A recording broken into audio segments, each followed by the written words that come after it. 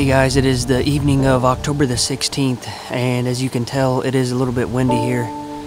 Jimmy and I are up on the permission farm, and we have one mission tonight, and that's to get Jimmy his first bow deer ever. So he has shot a deer with the rifle, but we're trying to conquer it with a bow now. So Jimmy's had the RX-4 for a couple months, and he's been dialing that thing in pretty good. It was pretty impressive the first time we went to the archery shop. He was shooting pretty well, so he's confident, and if we can get a deer inside a bow range here, we're gonna turn him loose, and he's gonna try for a buck. Hopefully a good buck presents a shot, but as the evening progresses, we'll probably capitalize on a doe if that's there as well. But the movement has been slow as it's been windy, and we feel like it's gonna start to pick up here any minute.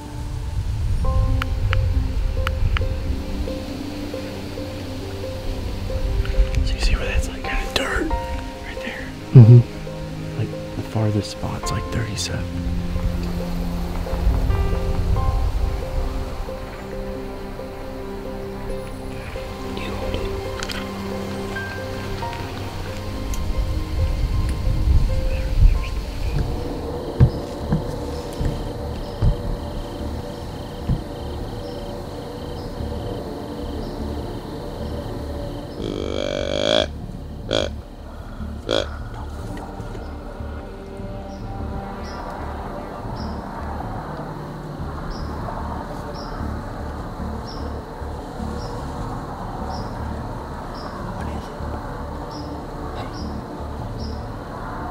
Just worry about him, okay?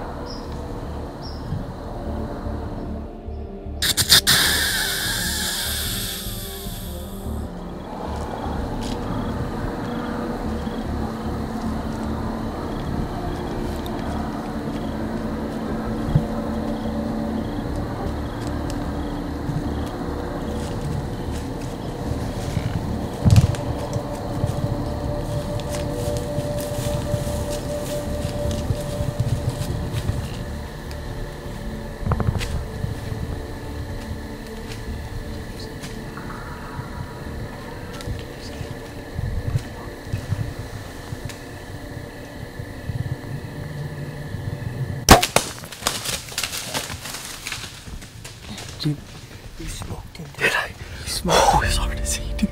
You smoked him, dude. Oh, You just smoked him, dude. oh, He's done. oh. He's done, dude. Jimmy.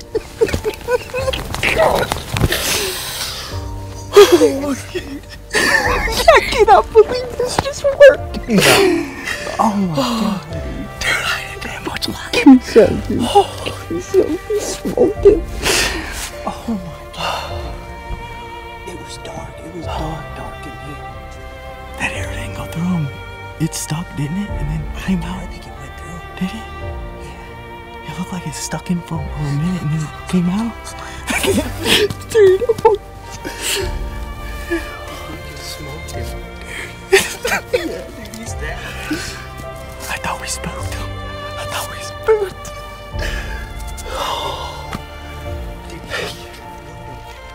him. Broke off any. Oh, yeah.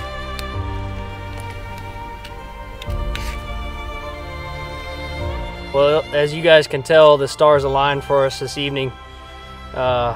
Jimmy and I had a great sit, and I think Jimmy's off to a good start. First deer with the bow, and this is exactly who we came in here after. We're on the new permission ship farm, so this deer didn't have a name. We can't say we had a ton of history with him, but we knew whenever he showed up on the cuttybacks that he was for sure mature. And we were sitting there tonight. It was really slow, and doing a hanging hunt, you kind of question yourself, did we push too far? Maybe bump some deer on the way in. Not a lot of activity was going on, and Jimmy looks up and he says, hey, there's an 8-pointer on the field, and I knew right away that it was him. And I apologize for the low light on the shot, but he came in the back door there and got in the timber to where Jimmy could see him well. I asked Jimmy, you know, can you see him good? And obviously he made a great shot, hit him exactly where he needed to, and he didn't make it another probably 80 yards from the shot. But it was a great night. I think especially for your first archery buck, I'd say What do you think? You That hooked? was quite the experience, man. I couldn't be happier. Man, thank you. We're gonna have to do this again sometime. Not very often do you get to go out on your first hunt and be sitting behind this age class of a deer, but I'm excited that I got to share this evening with you, and hopefully this ain't our last one.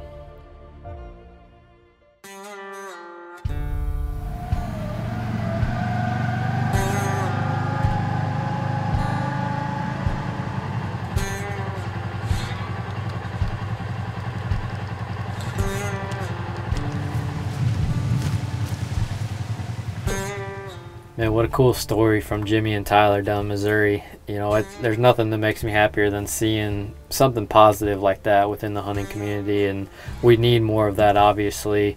And Jimmy seems very well deserving. I've never met him, but just kind of watching that hunt and talking to Tyler, it seems like it couldn't have happened to a better person. So congrats to Jimmy on a great buck, and thank you, Tyler, for doing your part and getting more people involved. I think it's safe to say we have another one that will be hooked for life after an experience like that. It's a cold and rainy day here in Iowa, and unfortunately it's keeping most of us out of the woods, but I'm taking advantage of the conditions to pull some cards and try to get some recent intel on some of these target bucks. Coming off of Jimmy and Tyler's hunt, where calling was a key part, you know, the snort wheeze is ultimately what brought that deer into bow range. This is the time of year where calling can start to be really effective, and we at Midwest Whitetail employ these tactics quite often, starting now throughout the entire month of November, and even later we've had good luck calling. And usually when we're talking about calling, we're talking about grunting, snort wheezing, and rattling as the three most common tactics. And I thought it'd be a good time for some of our core guys to just kind of dive into how they use these individual calls, when they use them, any tips and tricks they can offer. Like I said, this is the time of year when this stuff can be really effective. So I'm going to start out, I'll talk about rattling, and we'll let Mike and Owen take the other two. Rattling is one of those things where it's going to fail more often than it works. It's a low percentage option, and when I say fail more often than it works, I just mean that you're not going to have bucks come running in or a buck come in at all more often than you are a buck come in. But with that being said, it is still a good option. We've had so many good hunts, and I personally have had so many good hunts that I can reflect back on and know that rattling was the key to making that buck come into bow range. And there's two types of rattling: one, blind rattling, and two, rattling at a deer you have visibility on.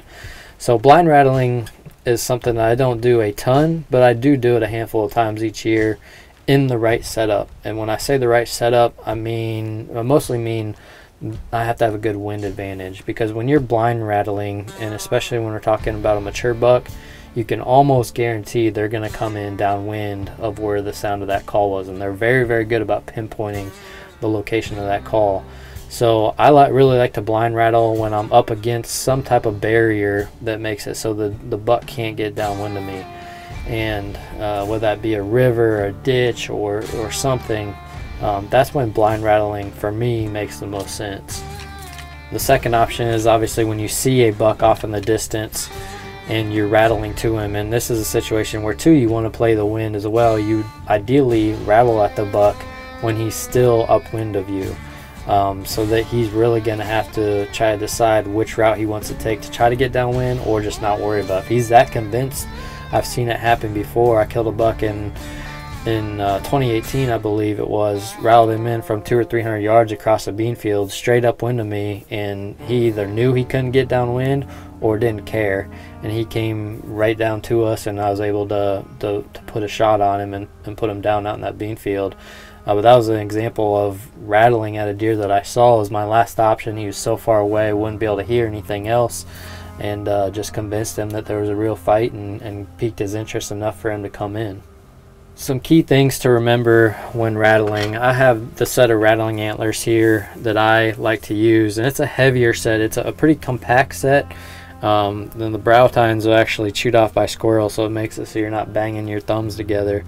But I like antlers with a little bit of mass. You know, we're not trying to call in 1 and 2 year old bucks. We're trying to call in bigger, more mature, more dominant deer. and they don't have any interest in a couple little bucks duking it out. They want a real fight. They want something convincing to come into, and I really like these antlers because they produce a nice heavy sound. That's one thing that I would look for is try to match the type of deer you're hunting or in your area. You know, if you're in the Midwest, obviously a nice heavy set will produce a lot better sound than something that's a little more spindly. It's going to sound like a younger deer, as opposed to these that sound like two deer actually going at it.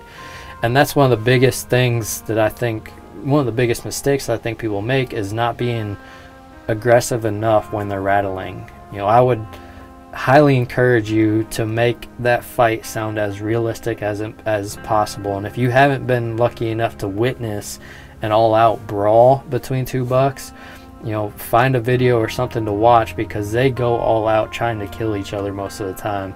And you just don't hear some little clanking of antlers together. You hear everything. You hear branches breaking. You hear the heavy hitting of the horns. That's what you need to try to simulate if you're going to try to call in a mature buck. And one of the absolute top keys for me that I've had way more success calling bucks in is if I combine the rattling with a snapping of a branch, something that makes a loud snap. Throw something on the ground. If you have a dead branch or something, you can break off and throw on the ground. That's just a little bit, you know, it seems almost extreme, but it just adds so much more realism to it. And compared to situations where I don't have anything within reach to make that noise, I see way less success rattling bucks in compared to when I'm able to add some extra sound other than just the antlers hitting. So keep that in mind. Break off a branch or something, you know, even hit you know, leaves or something with this that you can within reach. Add a little more realism to that, because that's just one more thing to help convince a deer that's not so sure if it's something he wants to come into, you know, kind of coax him in to making that move. As far as conditions go, I like to rattle mostly when it's relatively calm. You know, obviously that's going to allow your sound to carry further and potentially get within earshot of a buck that's further out. I don't know if there's any correlation to lighter wind and bucks being more apt to commit, or if it's just a straight up hearing thing. More deer can hear it that way, that means you're more likely to call in bucks. So I like a calm day. I've had more luck rattling in mornings than I have afternoons, I think, but both can work when comparing the two. And as far as the length of a rattling session, you know, I would go hard for a good 30 to 60 seconds. And of course, you always want to keep your eye out, because if something's close, it could be on you real quick and you don't want to be moving around a lot. I don't like to go much longer than 60 seconds, because the more I'm banging around and stuff, the less I'm aware of my surroundings and a buck coming in. So I like to at least take a break, take a 5 to 10 minute break, and just watch for everything potentially coming in. And then if you want to hit them a little harder the next time to maybe reach out a little further, you can. But always be on the lookout, because as we know, mature bucks are pretty good at just sneaking in, and again, they're really good at pinpointing that location. So you need to make sure you see them before they see you still hitting the horns up in the tree. But on an ideal morning, good conditions to rattle, you know, I'll throw out a blind rattling sequence, and you know, maybe half hour later try one again. You know, maybe give it that time frame. I wouldn't be afraid, unless you mess something up or spook something. You know, bucks, when they're moving around and cruising a lot can change in a half hour time frame. So what a buck that was not within earshot the first rattling sequence could have been, or potentially wasn't in the mood, maybe he was, you know, busy doing something else. You know, a half hour later can change a lot. So you know, give it some time. Of course, don't rattle all morning long, but don't be afraid to do 2-3 different sessions within a single sit. Well, hopefully that helps. I love rattling. I love watching a deer respond and come marching in all fired up, ready to fight or get in on the action. I've just had so many cool hunts that involve the rattling antler. Some of my biggest deer I've ever killed came into the rattling antler. So it's definitely an important part of my arsenal. Right about now, we're sitting here October 24th. From here on out, I'll be having these for sure strapped to my pack on every single hunt. So now we're going to join Mike and Owen and let them dive into a couple other calling tactics. All right, guys, we got a rainy day out there today, so we're going to take a minute and talk about some calling strategies, specifically the snort wheeze. But before we get into that, let's talk about the scenarios where you would want to call and where you wouldn't want to call. First thing I've got to have is the wind in my favor. If it's not 100% in my face, or pretty much 100%, you know, if it's quartered to him or 90 degrees to him, I'm probably not going to call in that scenario, because, you know, 10 times out of 10, he's probably going to circle downwind on you. So that's a scenario I wouldn't even call in. But let's say you do have the wind in your favor and he's working up on a side hill. You throw a grunt at him. I always start with a grunt first, unless I know the deer is really aggressive. I might start with a snort wheeze, but most of the time I'm going to start out with a grunt. Hit him with a grunt. Say he looks, or even if he starts on his way towards you, then I'm just not going to snort wheeze at that point. We'll just, you know, let him work in. But say you hit him with a grunt and he looks and then continues on his way. Hit him with another grunt and he stops, looks, continues on his way, which is pretty typical when you get into the heart of the rut, when they're doing a lot of chasing and there's some breeding going on. If they don't actually see a doe, a lot of times they're not on their way. They're just going to continue on their path, you know. So let's say you grunted at him twice and he kept on his way. That's a perfect opportunity to snort wheeze at that time. I've seen that play out a lot of times, especially on the dominant bucks. You hit him with a snort wheeze and all of a sudden he just spins on a dime and here he comes. You know, he's not going to stand for that. So it's an excellent call. But what you would want to do in that case, you can use a call like this and you would exhale into it 3 times. You do snort, snort, wheeze is what I normally do. Sometimes the buck will do 3 snorts and then the wheeze, or maybe a grunt, snort, wheeze. But I usually just do 2 snorts and then the wheeze. So you'd exhale into this, 2 short snorts, and then the more drawn out wheeze part of it. I prefer to do it just with my voice or my mouth. And the way you would do that is just clench your teeth. And then to do the snort part of it's just going to be kind of, you're going to blow air through your teeth. So you just, for a snort, you just go, and then I'm going to do 2 of them, so you're going to go, that's the snort part of it. Then in the wheeze, you can either exhale, the more drawn out exhale for the wheeze part of it, or the deer actually inhales. And I mean, that sounds a little bit more authentic sometimes, so you could inhale as well, but it would sound something like this. You go, so that's exhaling on all 3 of those.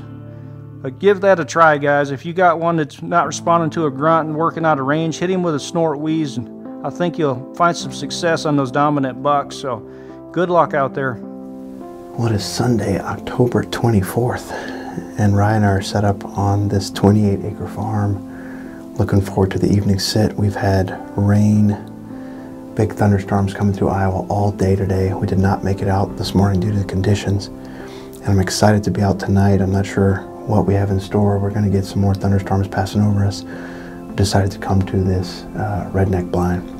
We've actually been having some great activity these last few days. We've seen mature bucks, multiple hunts, primarily back on the home farm, and you guys can keep up with those stories on the daily channel. Both Owen, Jared, and myself have all been having great hunts, and all that content's there on the daily channel.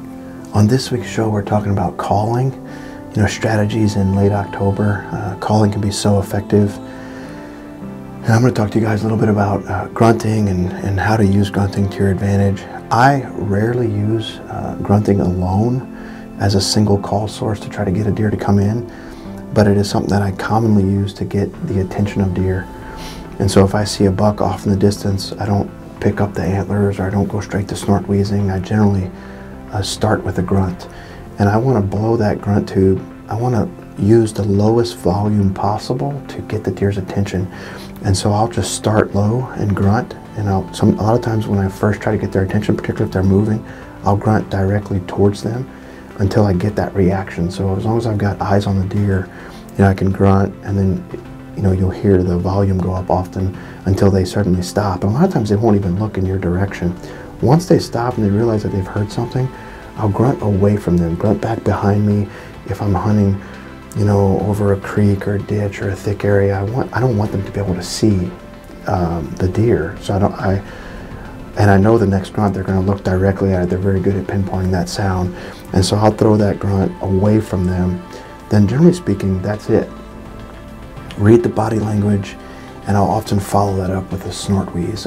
Same thing away from them. I've had a lot of luck calling in deer with that snort wheeze. Grunts, I think, are just a little more common. You hear tending grunts all the time. You're just grunting, moving around, so it doesn't necessarily bring that mature buck in quite like a snort wheeze will. We have lots of examples of this over the years. Buck I called DY, that deer was 8+ years old on that same farm, and I had had encounters with him over Thanksgiving. So post-rut, immediately post-rut, just an aggressive deer, running other bucks off. And the year I killed him was the 3rd year I had history with him. And he came out probably 200 yards away. And he's primarily feeding that time, post-rut, but also, you know, pushing deer away and nudging does around. And it took probably an hour to call that deer in. And it's something that's difficult to showcase on video. But basically, I would grunt back behind me and get his attention, and then maybe do a soft snort wheeze, and then stop and let 10 to 15 minutes go by. And he would look real hard, go back to feeding, and then after a while, I would do that same sequence again, and just repeat that process. And eventually, he just couldn't take it anymore. He had to come see what was over there, and he marched all the way across the field. I was able to make a 25-yard shot and put that deer down. Another fun one was Urban Hunt 2015, December. It was early December. Deer primarily on a feeding pattern, but mature buck, grunts back in the ditch, followed by a snort wheeze. Took a couple rounds, but that deer comes right in the bow range. So it works super well late October, but I also would keep that sequence in my pocket later on in the year. Rattling doesn't always go into all of those, but that can also be extremely effective, particularly when deer are far away. And obviously Jared's talking about strategies with that. And then another thing to sort of think about is blind calling versus calling to a deer. Most of what I've explained so far is when I see a deer and how I might call at that deer. And then I personally like to use blind calling. I have killed quite a few good deer over the years, just with blind calling sequences at the right time of year. You know, especially back home in Louisiana, a lot of times I'm hunting really thick areas I can't see that far, and I'm just in my head thinking that there are deer moving around in the general vicinity. And I like to start my blind calling sequences not just with rattling, but I start with a grunt, a light grunt, because if there's a deer within 100 yards, I just want a few grunts, and then I give it a minute and see if I can see movement or see a deer coming, you know, follow with a snort wheeze, and then eventually, you know, follow with rattling sequence. Hopefully you guys can use these tips in the next week or two. I think the pre-rut's, again, one of the best times to use calling to get a mature buck in range. Hopefully that can lead to success for you guys. We appreciate you guys joining us, and I hope you enjoyed the show.